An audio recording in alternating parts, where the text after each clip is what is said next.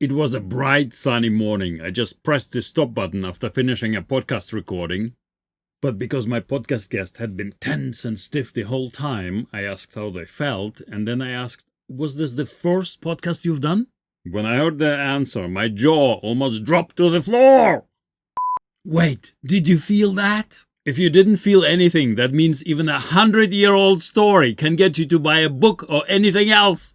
But before I show you how a 100-year-old story sold 2 million books, you should know that if you watch this video long enough, I'll inject a new superpower straight into your veins. And this superpower will let you do more than just sell 2 million books with a 100-year-old story. It will turn you into a giant magnet, a client magnet. Are you ready? Oh, and if you did feel something when I told that little story at the beginning, congratulations! You're 1 in 1,000 already! Well, if you watch this video, you could become 1 in a million soon. Either way, something powerful just happened, and chances are you didn't notice any of it. That's the crazy part. Not only is it insanely powerful, but also it's invisible, if done right. Any ideas what happened there in the first few seconds? Here's a hint. I'm not naturally a good storyteller, but I force myself to be one when I need to. Normally, I'm so boring that if we were having a chat in the kitchen, you'd fall asleep within 5 minutes and I'd have to drag a mattress into the kitchen to make sure you have a good nap. Okay, I just made that last part up, but it's funny, isn't it?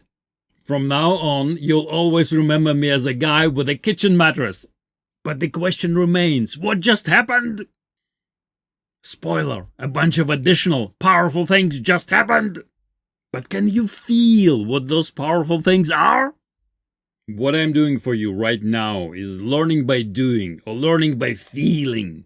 I'm first making you feel what it feels like before I start explaining it to your conscious mind.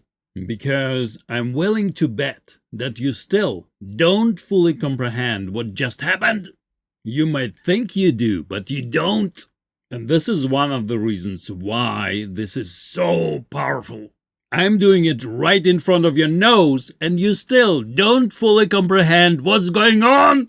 Now, before I show you what just happened, I need to give you a warning. If you keep watching this video long enough, I'll inject a new superpower into your veins, and this new superpower will turn you into a client magnet. It will help you grow your business in ways you've never even dreamed of. And you can start using this new storytelling superpower today, even if you don't have a website, even if you hate doing marketing, even if you hate your own voice, even if you suck on video, even if you suck at public speaking in general, even if you've never done a podcast before, and even if you don't have any stories. Okay, but before I inject this new superpower into your veins, I need to show you what just happened at the beginning of this video. Because it happened in a blink of an eye in your subconscious. And if you apply what I just did to you, if you apply that in your business, you will rise miles above your competition and nobody's gonna know why. Okay, so you're sitting there and connected to you is this string. You might find it hard to believe, but this string is actually tied around your neck. Can you feel it? No? Well, it's invisible, that's why. On your end, it's invisible, and normally on my end, it's invisible too. But I just made it visible on my end here for the sake of this demonstration.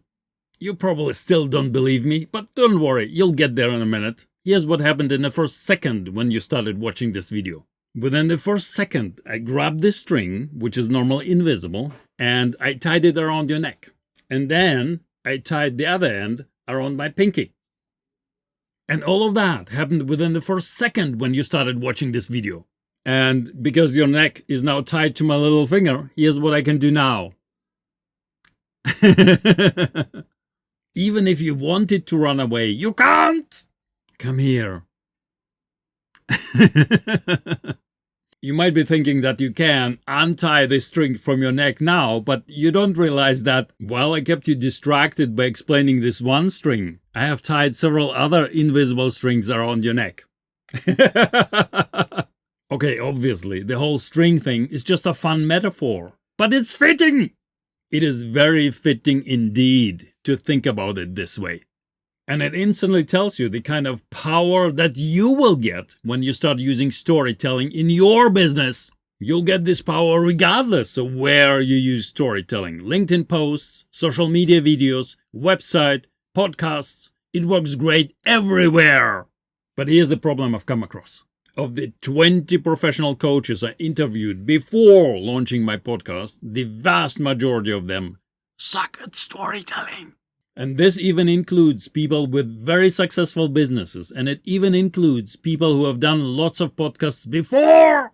So nobody's immune from this. This problem can happen to anyone. Storytelling is a skill that's either non-existent or underdeveloped in most people, including coaches. Even those few coaches who are good at storytelling, and even those who are experts in communication, they don't realize which stories are their best. And as a result, they don't tell anyone their best stories.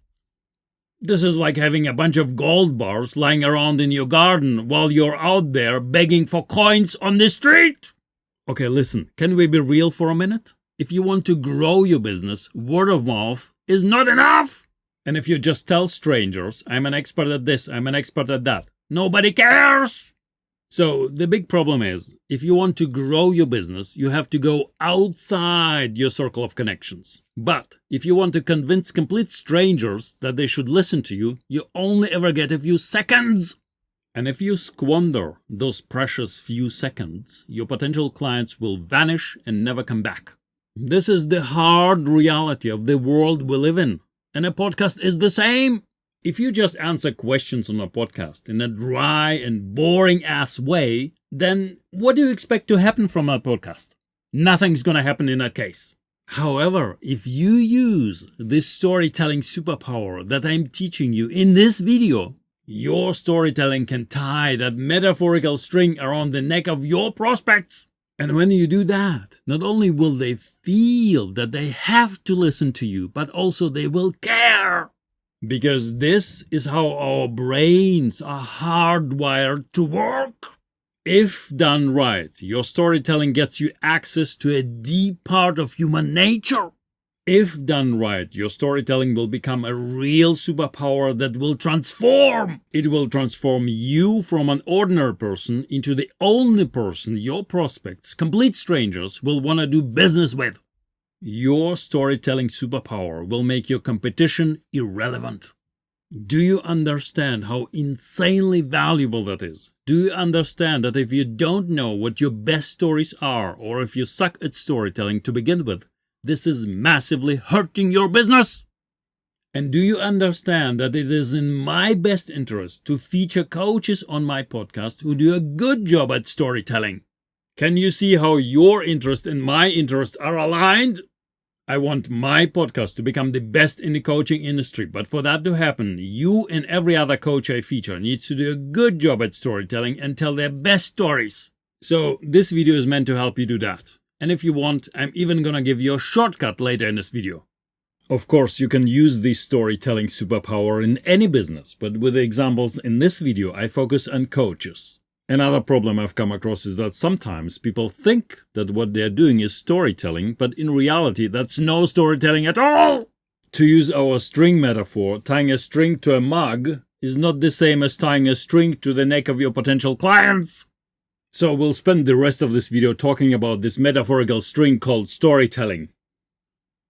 Because I want to make sure that when you come on my podcast, you know how to tie dozens of strings around the necks of your potential clients and pull them in, metaphorically speaking.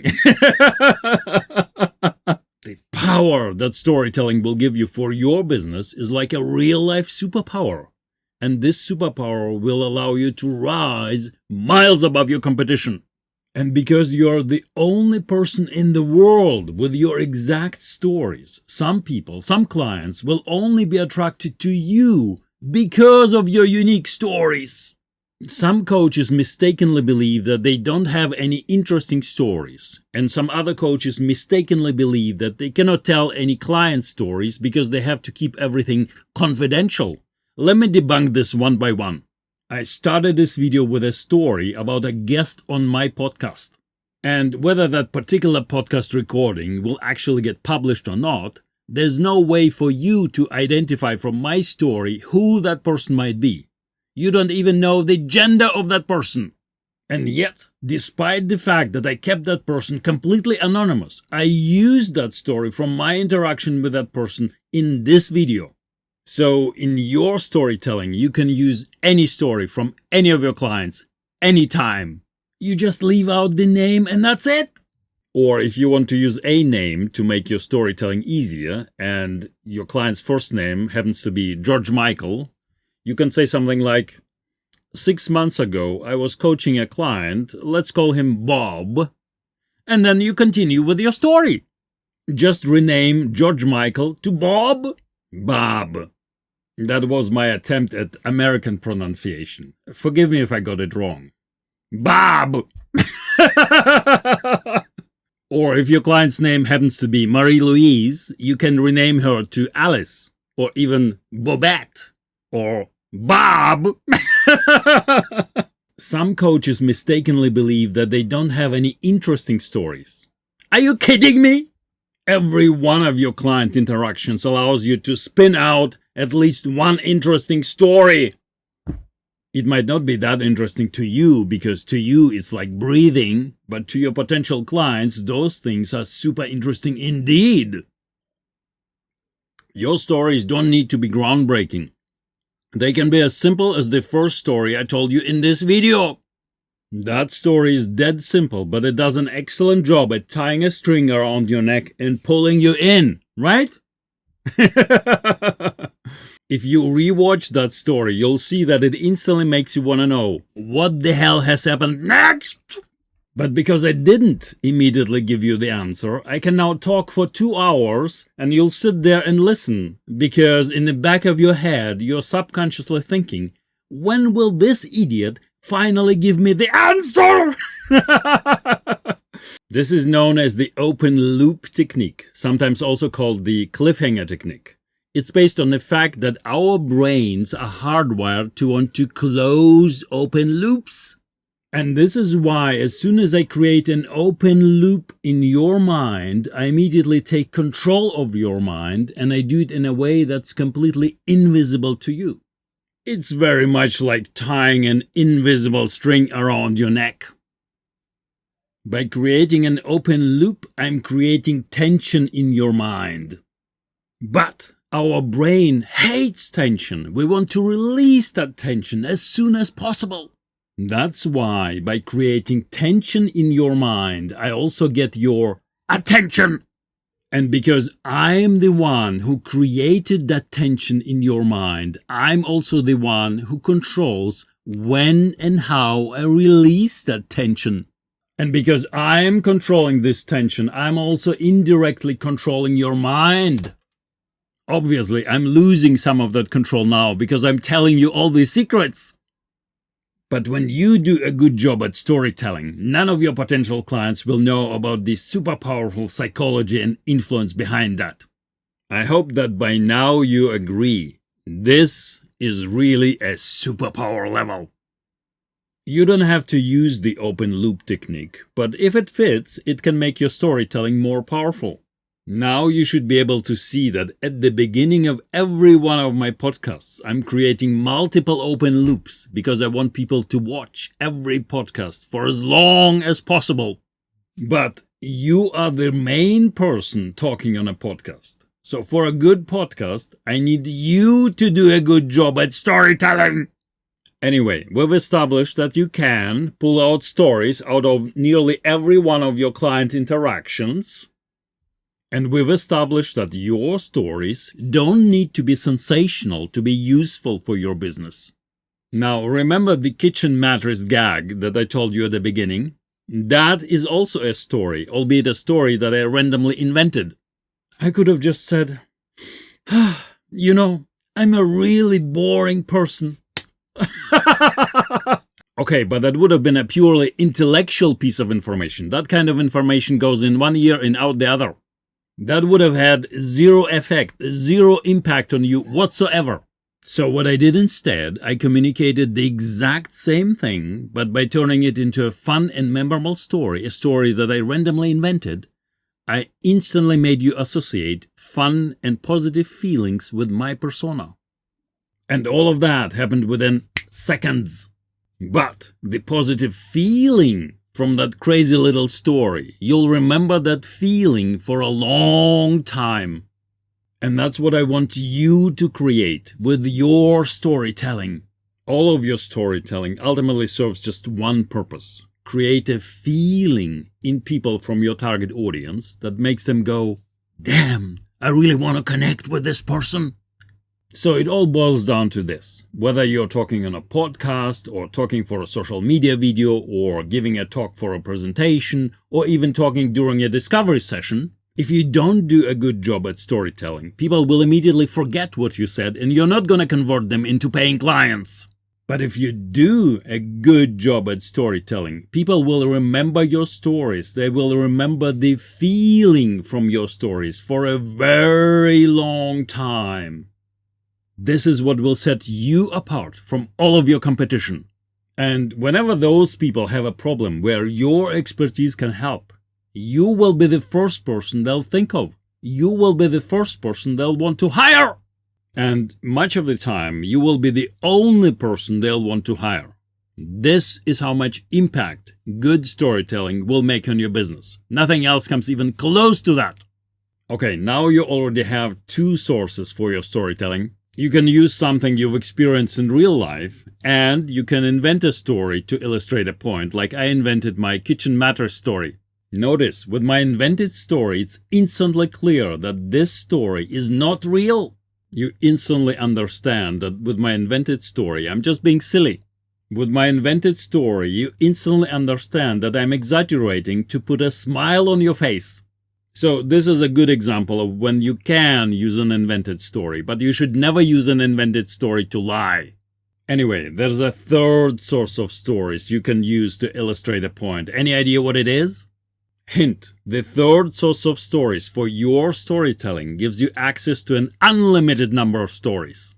That's right, the third source of stories for your storytelling are stories from other people.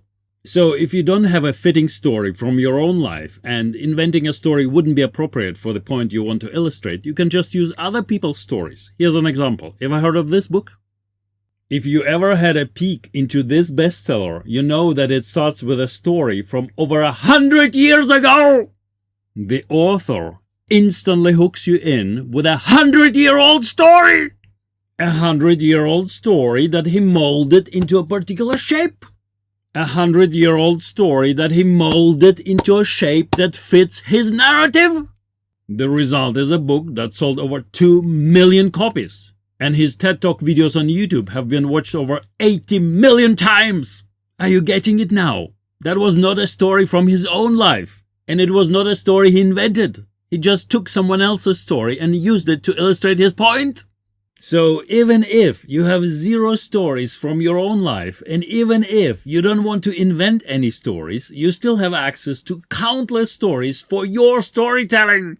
Just do some research and find a story that fits your narrative, a story that illustrates your point, and boom, there you are, instantly on the best-selling author level. Do you like it? And notice what I've just done here. First, I told you a story about a best-selling author, and then I put you into that best-selling author's story.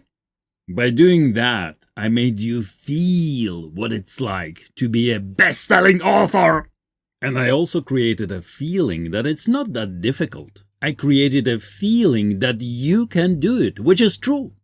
And because it was me who created that feeling with my storytelling, you are now starting to think that I'm a genius.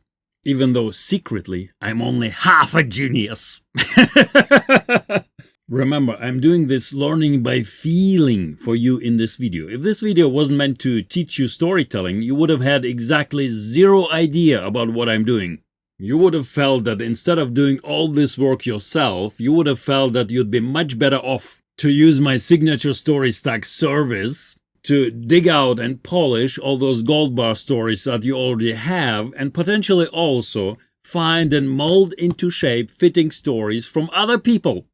Especially if I told you that using my signature story stack service also allows you to skip the waitlist and take a priority seat on my podcast. And yes, if you want to skip the waitlist or just want a bit of help to get to the top level with your storytelling, then using my signature story stack service might be a better option for you. But my job in this video here is to teach you how to do it yourself, in case I'm fully booked with my signature story stack service. Anyway, we've established now that if you do it right, all of your storytelling will fly under the radar of your target audience. They won't know why, they'll just feel attracted to you. They'll just feel that you are a better choice than any of your competition. They'll just feel that you are the right person to hire for the job. Even if you happen to be the most expensive option of all. Oh, and remember when I told you at the beginning that I'm not naturally good at storytelling? You're now starting to think that I am, but I'm not! Because I have to take the time to think about the stories that I'm gonna tell, and I also have to take the time to fine-tune and polish my stories. But as you hopefully realize now, it is absolutely worth it to take that time! Figuring out the best stories to tell and then fine-tuning and polishing them, it's a one-time effort. And this one-time effort is worth more than anything you've ever done or will ever do to grow your business. Your storytelling stack will always be the most valuable asset for your business.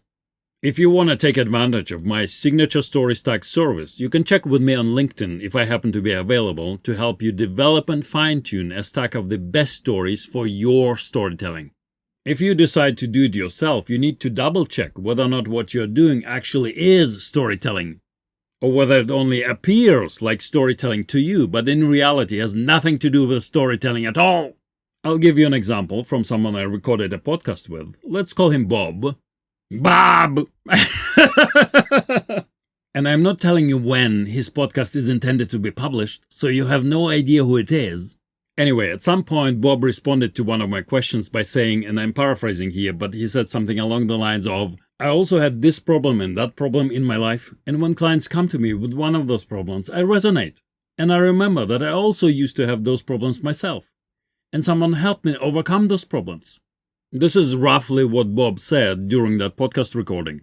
Now, that's not terrible, that's okay, but no more than just okay. And I want you to do better than just okay. Okay is average, it's mediocre. So how can you make it better? Let me give you an example, but first we need to pick a concrete topic. Let's pick stress as an example topic. So what I'm gonna do now is, first I'm gonna say it in a similar way Bob said it in his podcast recording, and then I'm gonna say the same thing but with storytelling added to it, and you check whether or not you can feel the difference. So here we go, first Bob's version. I also had lots of stress in my life, and when clients come to me with stress-related issues, I resonate. And I remember that I also used to have all those stress issues myself, and someone helped me overcome that stress. So that was Bob's version, version 1, and here's my version, version 2. 5 years ago, I was at my breaking point, working like crazy, 14 hours a day, 7 days a week. My blood pressure was going through the roof, and my back was hurting all the time. I was under so much stress and pressure, I could barely sleep at night. To compensate for all that stress, I was snacking and eating all the time, and not just during the day. Even at 2 a.m. in the morning, I was raiding the fridge and eating whatever I could find there.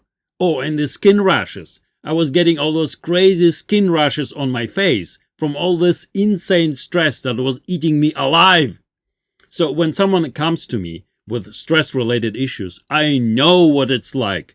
And because I've been there, I know how to get out of it. That was version number 2. Can you feel the difference? It's like night and day, right? Version 1 is very intellectual. It only creates a shallow connection. There's no depth. And the storytelling in version 2 creates a much deeper connection. It goes deep into the gut level. If someone's dealing with similar issues, they will remember that story forever. and they'll feel deep down on the gut level that I'm the best person to help them. And it took me less than a minute to tell that story in version 2. And by the way, personally, I can deal with stress very well, so I just invented that story for demonstration purposes. If you happen to be an expert in that area, or if you suffered from severe stress issues in the past, you'll probably have much better story ideas than what I just invented for this demonstration, right? Yes, you'll have your own unique story ideas that will set you apart from anyone else. And even if I feature 1,000 coaches on my podcast who all focus on the same topic, your unique personality, your unique background, and your unique stories will attract plenty of people to you. Because there are over 2.7 billion people on YouTube, and lots of them will only be attracted to you if you do a good job at storytelling. The most vital key to any good storytelling is details. Vivid, visual details. When I started my story at the beginning of this video, I could have just said, once upon a time. But instead of that, I started with, it was a bright sunny morning. Look at how much more detail there is. Once upon a time versus it was a bright sunny morning. The first one is generic and bland. The second one is more vivid, visual, and detailed. It doesn't matter which detail you put in. Instead of saying it was a bright sunny morning, I could have said it was a dark, gloomy morning. Or I could have said it was a rainy afternoon. All of those, any of those, is better than the bland and generic once upon a time. And remember my story from the stress-related example. I started by saying, 5 years ago I was at my breaking point. It doesn't matter if it's 5 years ago or 3 years ago or 11 years or 20 years. What matters is that in your storytelling you give specific details. Vivid, visual details. To make things vivid, visual, and detailed, you need to be very specific in your storytelling. What was the second thing I said at the beginning of this video? After saying it was a bright sunny morning, I said I just pressed the stop button after finishing a podcast recording. I could have just said I stopped the podcast recording, and that would have been okay. But instead I said I just pressed the stop button after finishing a podcast recording. And because I'm giving you that vivid visual detail of a stop button being pressed, because you automatically see and feel that detail in your mind, it instantly draws you into my story much more than if I said something generic. Those vivid visual details draw you into my story in a blink of an eye, and you're completely unaware that this is happening. It bypasses your conscious mind. It's very much like tying an invisible string around your neck and pulling you in, but it happens so fast you have no time to react. On a subconscious level, you instantly feel what I want you to feel with my storytelling. And that happens because I'm giving you vivid visual details. So if the only thing you remember from this video is to give your stories more vivid visual details, your storytelling will instantly become above average. Another vital piece to use in your storytelling is the word but. So many people are afraid to use the word but. I reckon this is because people are constantly being taught on the internet, oh, don't use the word but. The word but is evil. Use yes and instead. What a load of horse crap. The yes and technique comes from improv, and in that context, it's brilliant. In that context, not in this context, not in storytelling. In storytelling, the single most important, the single most useful, and the single most powerful word is the word but. The word but, or one of its functional siblings, is the heart of every good story. If you take out the heart, you don't have a good story. It's that simple. So if you're doing improv, use the yes and technique. But if you want to do a good job at storytelling, you need to put the but into every one of your stories. The functional siblings of the word but are, however, despite this, even though, only to find. So you can use any of them in your stories, and you should use one of them in every one of your stories. Because a story without a heart is a lifeless zombie, and people tend to run away from zombies. Let's check where I put the heart in my first story in this video. I started that story by saying, it was a bright sunny morning. I just pressed the stop button after finishing my podcast recording. But, because my podcast guest. Da-da-da-da-da-da. See that?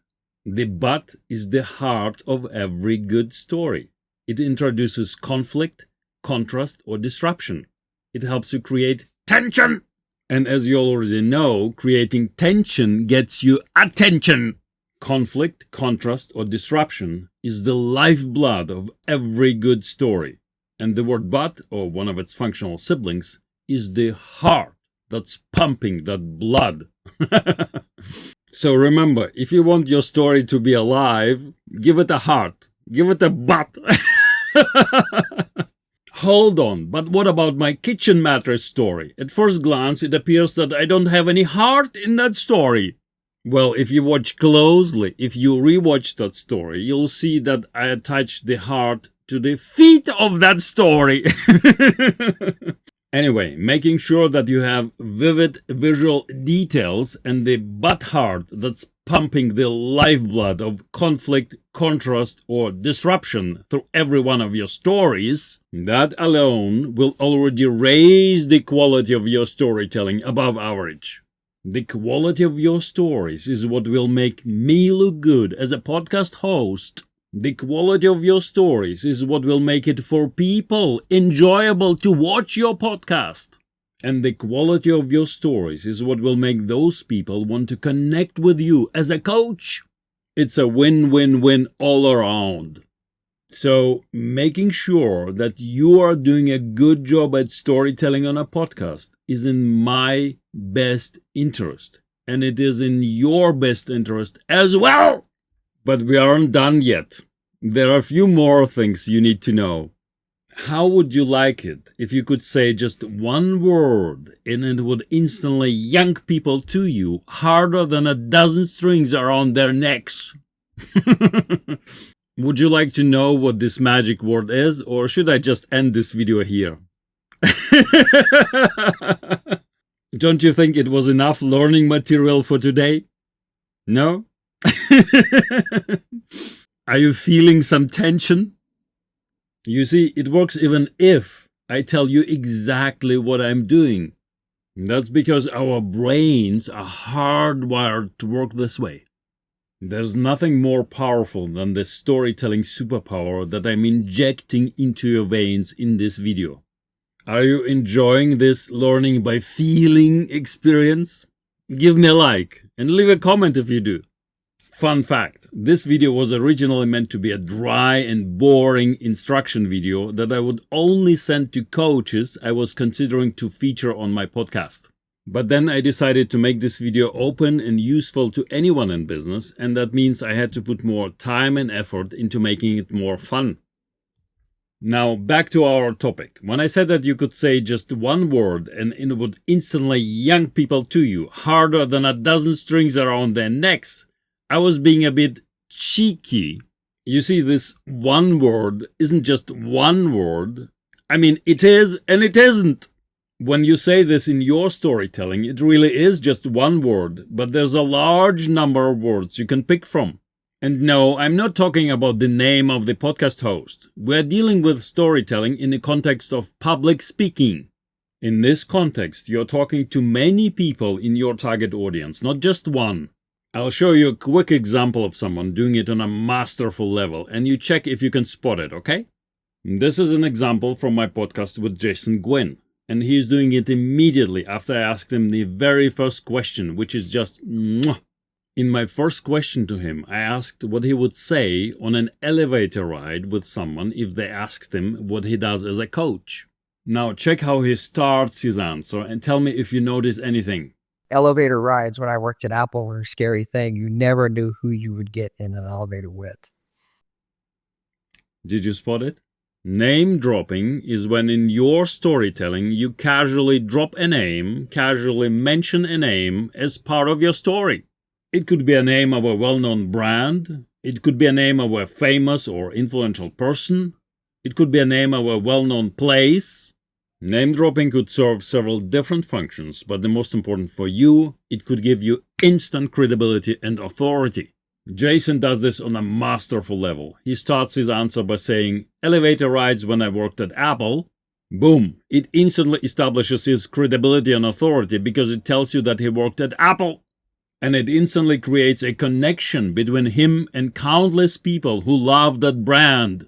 Name dropping doesn't work equally well on everyone, but if done right, it works extremely well on the vast majority of people.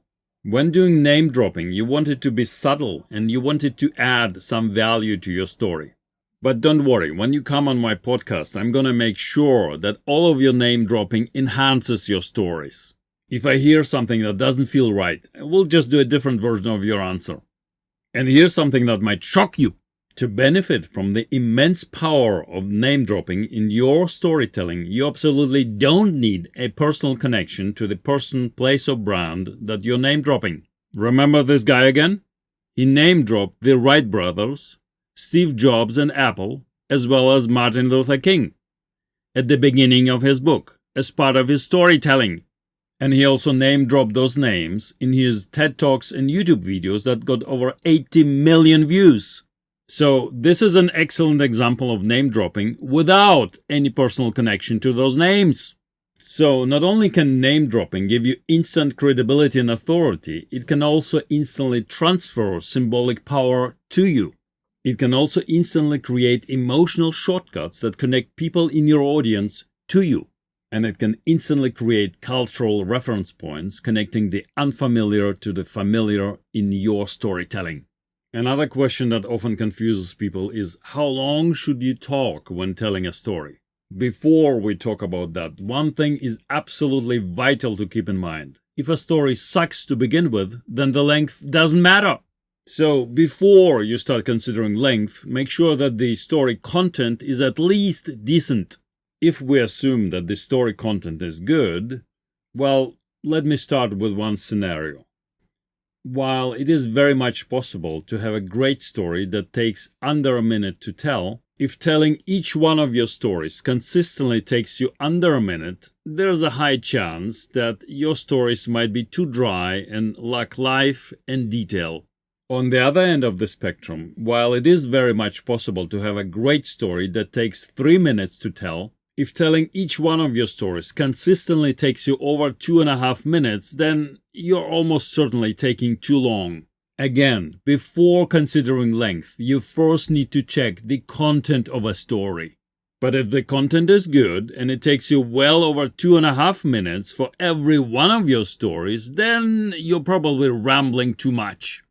The sweet spot for the length of a good story tends to be between 1 and 2 minutes. If you check my podcast with Liz Harris, you'll see another excellent storytelling example at the beginning of a podcast. About 3 minutes into that podcast, she starts telling a story about Lexi and Sophie, and it takes her almost exactly 2 minutes to finish that story. So, aside from rare exceptions, you don't need more than 2 minutes to tell a good story. Okay, I've been injecting this storytelling superpower into your veins for a while now, and if you only implement what you've learned so far, you'll already be well above average. But there's something that I've held back until now. This is something that's very counterintuitive. At first glance, it doesn't seem to make any sense. But if you let me inject this into your veins, you'll go straight to the top level of storytelling. Are you ready? Okay, you might think you're ready, but you're not. Because this is so counterintuitive, your body would be naturally resisting if I tried to inject this top-level storytelling superpower into your veins. So, to make your body and your conscious mind ready, I need to sing your lullaby. No, what I meant to say is, I need to tell you a little story and ask you a few questions. You might have heard that the author of the Harry Potter book series, J.K. Rowling, is worth over $1 billion. And if you put yourself into the shoes of a person struggling to make ends meet, any advice coming from a billionaire author would seem safe to ignore. People would instantly tune it out. But what if a billionaire or a business leader or a coach wanted to help people who are struggling? How do you overcome the barrier? How do you bridge the gap that is automatically there between you and people who struggle and need help? How can you instantly earn respect from people who wouldn't normally respect you? How can you instantly earn trust from complete strangers?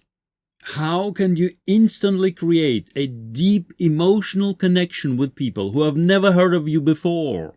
How can you make those people care and follow your advice? Well, here's how J.K. Rowling did all of that when she stood in front of Harvard grads. She talked about her life before Harry Potter existed. She talked about being jobless. She talked about being a broke single parent. She talked about feeling like a total failure.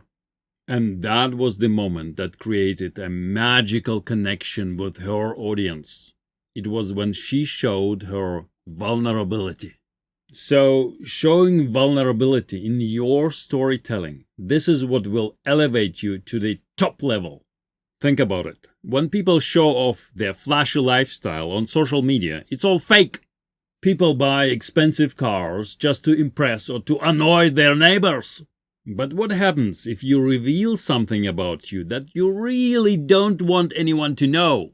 If you reveal something about you that makes you feel vulnerable, that instantly earns you a ton of respect from people. That instantly tells people that you're real. That instantly creates a deep emotional connection and makes people trust you because they know revealing something that makes you feel vulnerable, that's a very hard thing to do. Our natural instinct is to hide everything that makes us feel vulnerable. So showing vulnerability requires a great deal of bravery, and someone who is so brave automatically earns our respect. And the deep emotional connection you'll get from people when you show vulnerability, that is worth its weight in gold.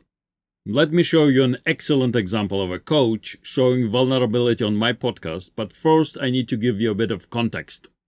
Before scheduling a podcast with anyone, I always have a prep chat with them. And based on what we discuss in the prep chat, I create a list of questions that I plan to ask on a podcast, and they get my questions so they can prepare beforehand. But there's also a mystery question that comes from one of the previous guests.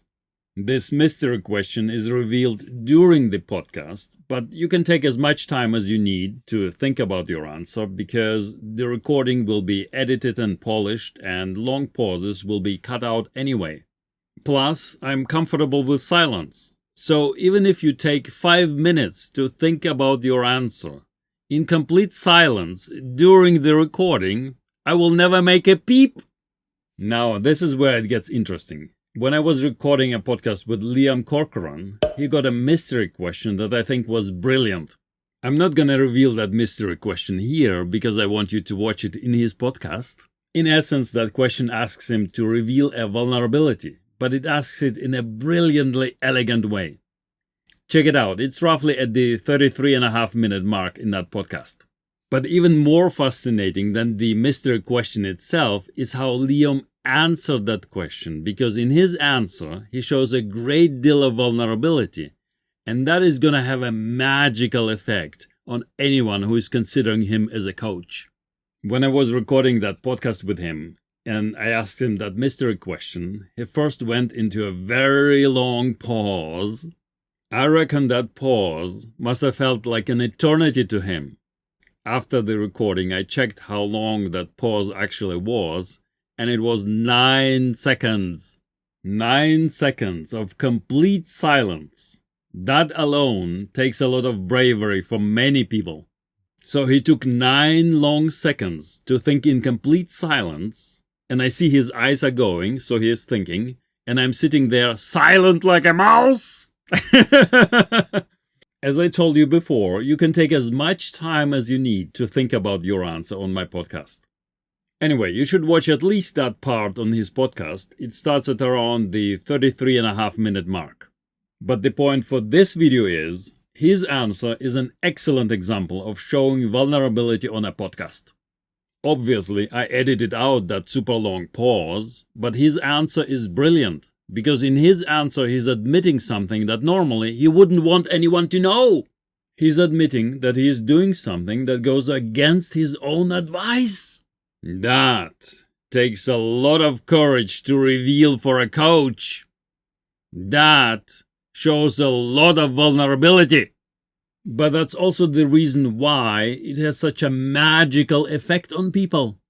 Very few would dare to show vulnerability in public. So if you do have the courage to show vulnerability at the right point in your storytelling, that will show people that you're real, that you're human, that you can be trusted, and it will make you unforgettable.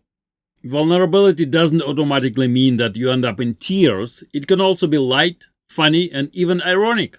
Again, check out Liam's podcast for an excellent example. Also, make sure that you don't just randomly show vulnerability. It needs to be anchored to a clear takeaway. It must be clear that there's a point to what you're saying. Once again, check Liam's example. You can see how elegantly he shows that there's a point as to why he goes against his own advice. And remember, Liam's example is just an example. So to show vulnerability, you don't have to go against your own advice. There are a million ways to show vulnerability. Basically, whenever you reveal something that normally you wouldn't want anyone to know, that's gonna make you feel vulnerable. And you're probably gonna hate admitting that in public. But at the same time, that's gonna elevate your storytelling superpower to a top level. Okay, I hope you're starting to feel how your new storytelling superpower is starting to lift you up already. And if you aren't feeling that yet, you need to rewatch this video from the beginning or check if you can take advantage of my signature story stack service. But before you go, I want to give you a cherry on top. What is the one thing that takes no effort at all, and yet it can drastically improve how you are perceived during storytelling? It is smiling with your eyes. Notice, I didn't say smiling with your mouth, and I didn't say smiling with your ears. I said smiling with your eyes. That's because when you're in a new situation, such as recording a podcast, and you try to smile with your mouth, you might accidentally produce a smile that doesn't look real.